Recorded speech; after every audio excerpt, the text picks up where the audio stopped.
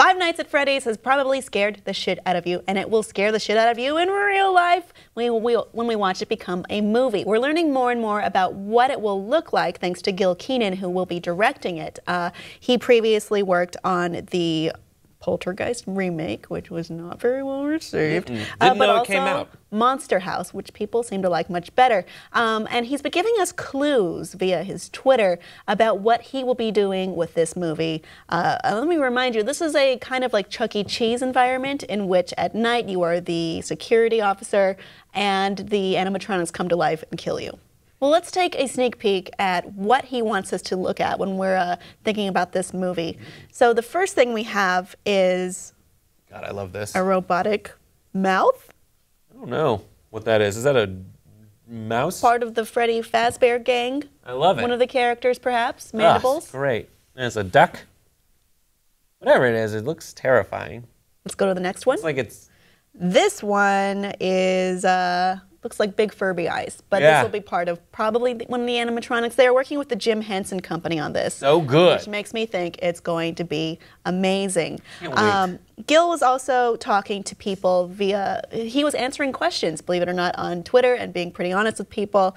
They want to stay very practical with this. So, and the reason for that is that animatronics are real, and that's kind of what makes them so scary. So if you take away that element, you are losing that level of, could this thing be alive? Could it be sentient? Is it looking at me? Does it want to hurt me? Does it want to kill me?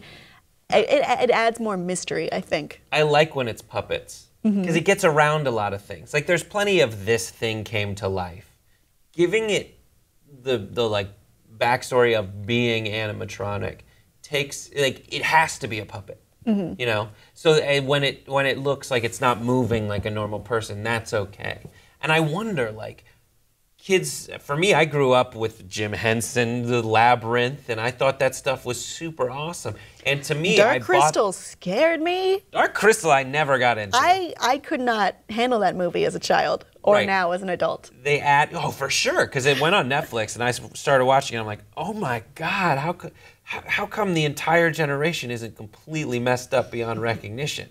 Well, we're getting there. They fixed it, and they added like cuteness and likability to the Dance Magic Dance Labyrinth movie. But I just wonder, like, for me, seeing CGI animals run around and CGI monsters, it looks more convincing than the old stuff, but yeah, I still think the old stuff is scarier. Well, because, I mean, we've had this argument before about, does technology take away from horror? Does it make things less scary and more convenient and have less of that mysterious factor of what's going to happen next gone? And I think when we have, you know, an animatronic with its seemingly dull, lifeless eyes, and then what if it suddenly just snapped at you or jumped out at you in the darkness? That part is scary. It's something I would dread and worry about, and I'm sure if you played the game, you worry about it too.